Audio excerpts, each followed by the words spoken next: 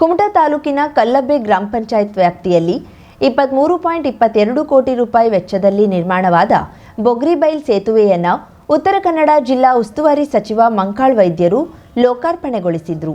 ಕುಮಟಾ ತಾಲೂಕಿನ ಕಲ್ಲಬ್ಬೆ ಗ್ರಾಮ ಪಂಚಾಯತ್ ವ್ಯಾಪ್ತಿಯಲ್ಲಿ 2017-18ನೇ ಸಾಲಿನಲ್ಲಿ ಮಂಜೂರಾದ ಬೊಗ್ರಿಬೈಲ್ ಸೇತುವೆ 2026ರಲ್ಲಿ ಪೂರ್ಣಗೊಂಡಿದ್ದು, ಕರ್ನಾಟಕ ರಸ್ತೆ ಅಭಿವೃದ್ಧಿ ನಿಗಮವು 23.22 ಕೋಟಿ ರೂಪಾಯಿ ವೆಚ್ಚದಲ್ಲಿ ಈ ಸೇತುವೆ ಕಾಮಗಾರಿಯನ್ನ ಪೂರ್ಣಗೊಳಿಸಿದೆ.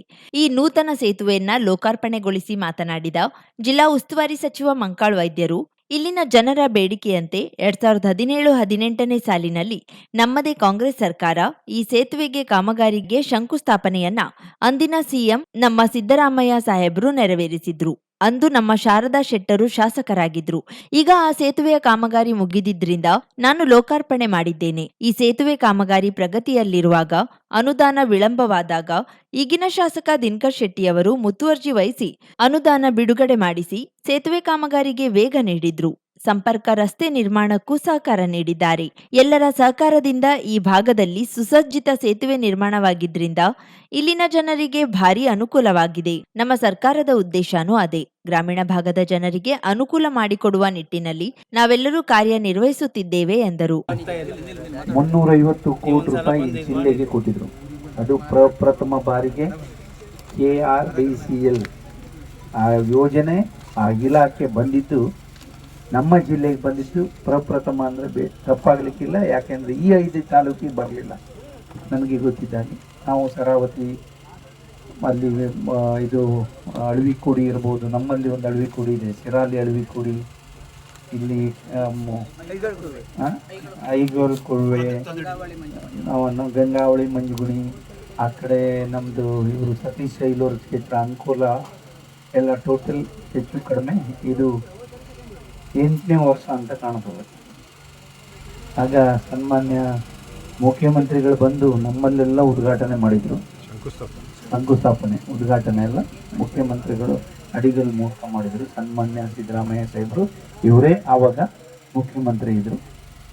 ಈಗೂ ಅವರೇ ಇದ್ದಾರೆ. ನಾವು ಅವರನ್ನೇ ಕರೆದು ಇಡೀ ಜಿಲ್ಲೆ ಬ್ರಿಡ್ಜ್ ಎಲ್ಲ ಉದ್ಘಾಟನೆ. ಈ ಸಂದರ್ಭದಲ್ಲಿ ಜಿಲ್ಲಾ ಉಸ್ತುವಾರಿ ಸಚಿವ ಮಂಕಾಳ್ ವೈದ್ಯ, ಮಾಜಿ ಶಾಸಕಿ ಶಾರದಾ ಶೆಟ್ಟಿ ಹಾಗೂ ಶಾಸಕ ದಿನಕರ್ ಶೆಟ್ಟಿ ಅವರನ್ನ ಊರ ನಾಗರಿಕರ ಪರವಾಗಿ ಸನ್ಮಾನಿಸಿ ಗೌರವಿಸಲಾಯಿತು. ಈ ಸಂದರ್ಭದಲ್ಲಿ ಕತಗಾಲ್ ಹೊನ್ನಾವರ ರಸ್ತೆಯನ್ನ ಅಗಲೀಕರಣಗೊಳಿಸುವಂತೆ ಆಗ್ರಹಿಸಿ ವಕೀಲ ಜಯಂತ್ ನಾಯ್ಕ್ ನೇತೃತ್ವದಲ್ಲಿ ಊರಿನ ಗ್ರಾಮಸ್ಥರು ಸಚಿವರಿಗೆ ಮನವಿ ಸಲ್ಲಿಸಿದ್ರು.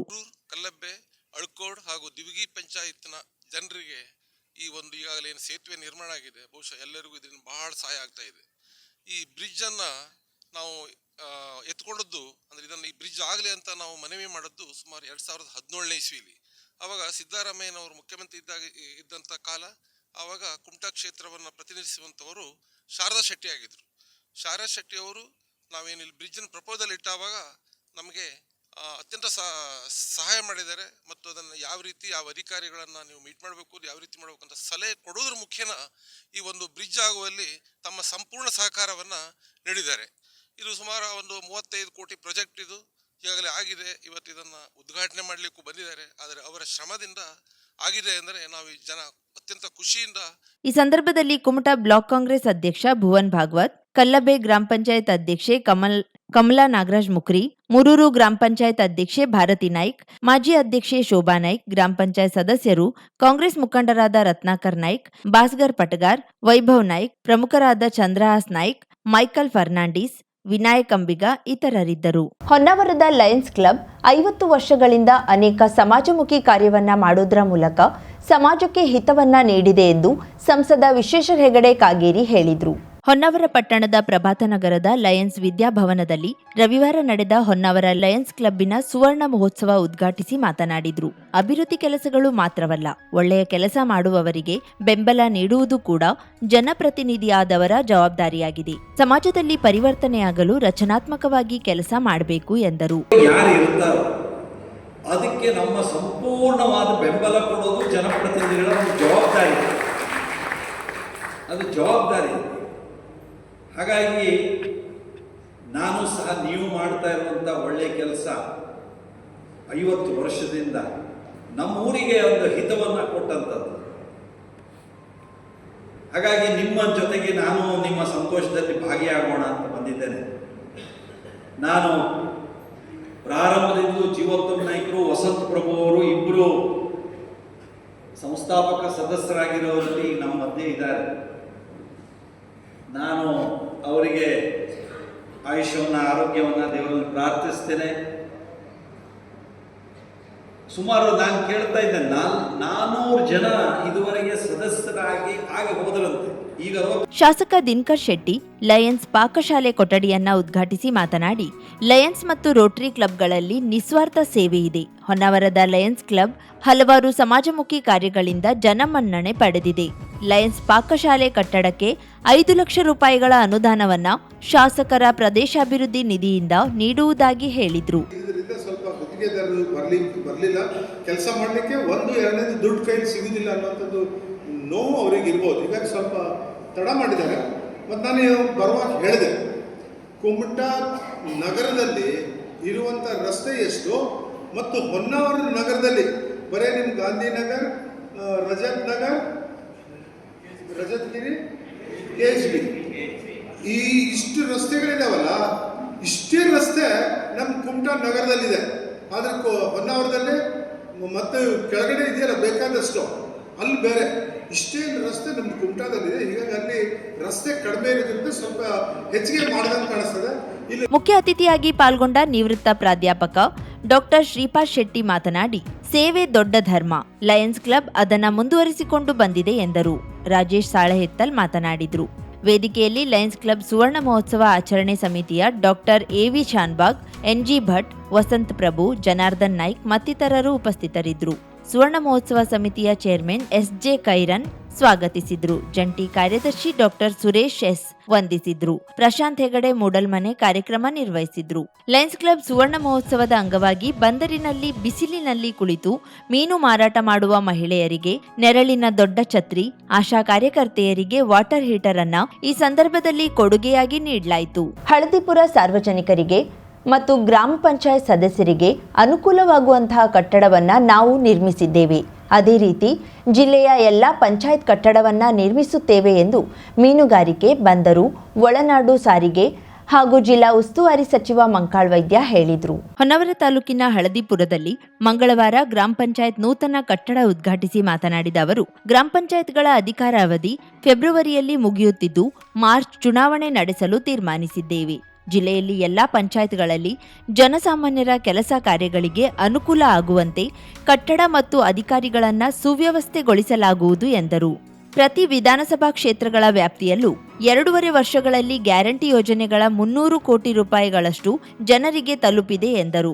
ನಾವು ಬಹಳ ಸಂತೋಷದಿಂದ ಉದ್ಘಾಟನೆ ಮಾಡಿದ್ದೇವೆ. ನಾವೀಗ ತೀರ್ಮಾನ ಮಾಡಿದ್ದೇವೆ, ಎಲ್ಲ ಕಡೆ ಇಡೀ ಜಿಲ್ಲೆಯಲ್ಲಿ ಎಲ್ಲ ಕಡೆಯಲ್ಲೂ ಪಂಚಾಯತ್ ಎಲ್ಲಾ ವ್ಯವಸ್ಥೆ ಇದ್ದು ಸಾಮಾನ್ಯ ಜನಕ್ಕೆ, ಬಡವರಿಗೆ ಕೆಲಸ ಆಗುವ ರೀತಿಯಲ್ಲಿ ಬಂದವರು ಕುಳಿಸ್ಕೊಂಡು ಅವರ ಸಮಸ್ಯೆಗೆ ಸ್ಪಂದಿಸಿ ಕೆಲಸ ಮಾಡುವ ರೀತಿಯಲ್ಲಿ ನಾವೀಗ ಪಂಚಾಯತ್ ಕಟ್ಟಡ ಇರ್ಬೋದು, ಅಲ್ಲಿ ಅಧಿಕಾರಿಗಳಿರ್ಬೋದು, ಆ ರೀತಿಯಲ್ಲಿ ವ್ಯವಸ್ಥೆ ಮಾಡ್ತಾ ಇದ್ದೇವೆ.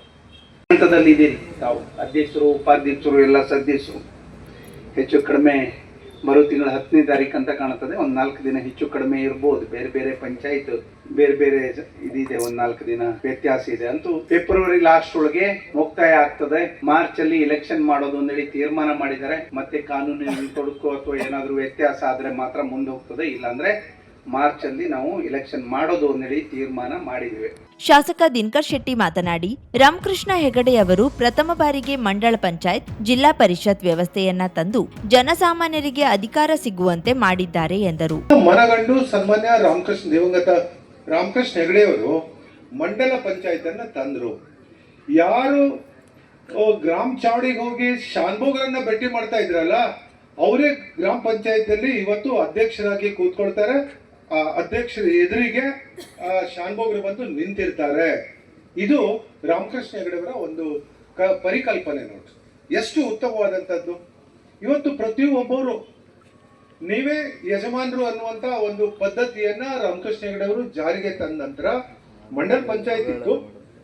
ಅದರ ನಂತರ ವೀರಪ್ಪ ಮೊಯ್ಲಿ ಅವರು ಮುಖ್ಯಮಂತ್ರಿ ಆದ ನಂತರ ಇದಕ್ಕೆ ಸ್ವಲ್ಪ ಇನ್ನೂ ಹೆಚ್ಚಿನ ಶಕ್ತಿಯನ್ನ ನೀಡಿ ಗ್ರಾಮ ಪಂಚಾಯತ್ ಅನ್ನ ಮಾಡಿದ್ರು. ಗ್ರಾಮ ಪಂಚಾಯತ್ ಅನ್ನ ಮಾಡಿ ಎಲ್ಲರಿಗೂ ಅವಕಾಶವನ್ನ ಸಿಗುವಂತ ಪ್ರಯತ್ನವನ್ನು ವೀರಪ್ಪ ಮೊಯ್ಲಿಯವರು ಮಾಡಿಕೊಟ್ಟ ನಂತರ ಇವತ್ತು ಎಲ್ಲ ಕಡೆ ಅಧಿಕಾರ ವಿಕೇಂದ್ರೀಕರಣ ಆಗಿದೆ ಅನ್ನುವಂಥದ್ದನ್ನ ರಾಮಕೃಷ್ಣ ಗ್ರಾಮ ಪಂಚಾಯತ್ ಉಪಾಧ್ಯಕ್ಷ ಅಜಿತ್ ನಾಯ್ಕ್ ಮಾತನಾಡಿ, ಹಳದಿಪುರ ಪಂಚಾಯಿತಿಗೆ ಕೆಲವು ಮೂಲಭೂತ ಸೌಕರ್ಯಗಳು ಅಗತ್ಯವಿದ್ದು ಸಚಿವರು ಹಾಗೂ ಶಾಸಕರು ಅನುದಾನ ನೀಡಬೇಕೆಂದು ಕೋರಿದ್ರು. ಗ್ರಾಮ ಪಂಚಾಯತ್ ಅಧ್ಯಕ್ಷೆ ನಾಗವೇಣಿಗೌಡ ಅಧ್ಯಕ್ಷತೆ ವಹಿಸಿದ್ರು. ವೇದಿಕೆಯಲ್ಲಿ ತಾಲೂಕ್ ಪಂಚಾಯತ್ ಆಡಳಿತಾಧಿಕಾರಿ ಎನ್ಆರ್ ಹೆಗಡೆ, ಕಾರ್ಯನಿರ್ವಹಣಾಧಿಕಾರಿ ಪುಟ್ಟೇಗೌಡ ಮತ್ತಿತರರು ಉಪಸ್ಥಿತರಿದ್ದರು.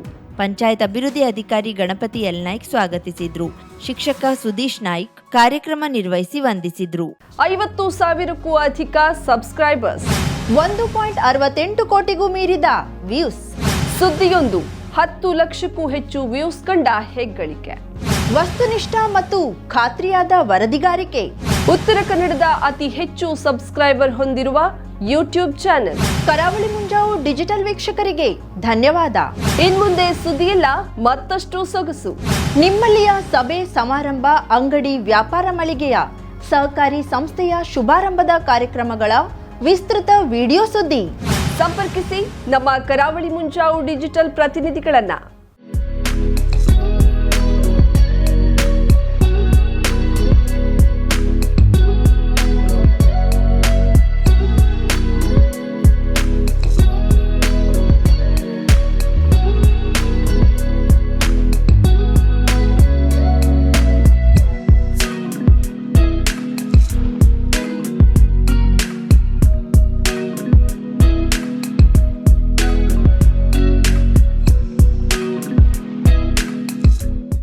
ಸಮಾರಂಭ ನಿಮ್ಮದು, ಸಂಭ್ರಮ ನಮ್ಮದು. ನೋಡ್ತಾ ಇರಿ ಕರಾವಳಿ ಮುಂಜಾವು ಡಿಜಿಟಲ್.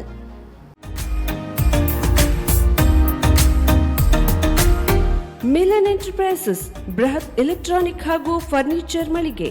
ಉತ್ತರ ಕನ್ನಡ ಜಿಲ್ಲೆಯಲ್ಲೇ ಅತಿ ಹೆಚ್ಚು ಮಳಿಗೆಗಳನ್ನ ಹೊಂದಿರುವ, ಅತಿ ಹೆಚ್ಚು ಸಂತೃಪ್ತ ಗ್ರಾಹಕರನ್ನ ಹೊಂದಿರುವ ಮೂಲಕ ಹೆಗ್ಗಳಿಕೆಗೆ ಪಾತ್ರವಾಗಿರುವ ಏಕೈಕ ಸಂಸ್ಥೆ ಮಿಲನ್ ಎಂಟರ್ಪ್ರೈಸಸ್. ನಮ್ಮ ಮಳಿಗೆಗಳಲ್ಲಿ ಪ್ರಸಿದ್ಧ ಕಂಪನಿಗಳ electronic refrigerator, washing machine, LED TV, ಎಸಿಗಳು ಲಭ್ಯ.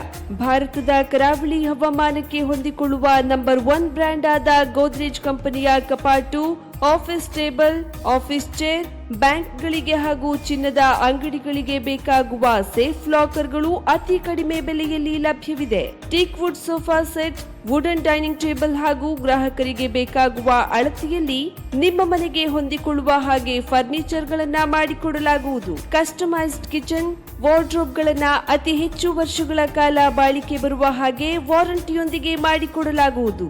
ನಮ್ಮಲ್ಲಿ ಡ್ಯೂರಾಫ್ಲೆಕ್ಸ್, ಗೋದ್ರೇಜ್ ಕಂಪನಿಯ memory foam mattress, orthopedic mattress, spring ಮ್ಯಾಟ್ರೆಸ್ಗಳು ಕಡಿಮೆ ಬೆಲೆಯಲ್ಲಿ ಲಭ್ಯ.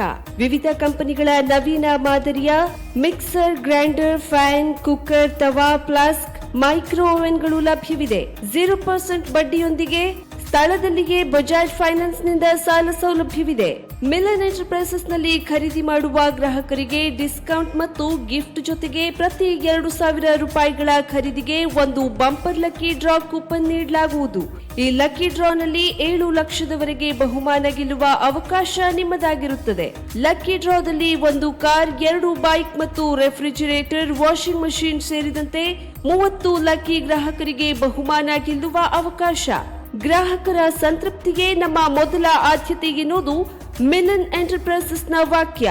ಉತ್ತರ ಕನ್ನಡ ಜಿಲ್ಲೆಯ ನಮ್ಮ ಶೋರೂಮ್ಗಳಾದ old Mahalakshmi super market, Mulla stop ಹತ್ತಿರ, ಕಾಜುಬಾಗ್ ಕಾರವಾರ, ಅಗ್ರಿಕಲ್ಚರ್ ಆಫೀಸ್ ಎದುರುಗಡೆ ಮಾಸ್ತಿಕಟ್ಟೆ ರೋಡ್ ಹೊನ್ನಾವರ, ಸೀಮಾ ಕಾಂಪ್ಲೆಕ್ಸ್ ಹತ್ತಿರ Moni Basti main road Bhatkal, Indian bank ಎದುರು CP Bazar road Sirsi, JS building JN road Dandeli, KS building Motikeri road Haliyal.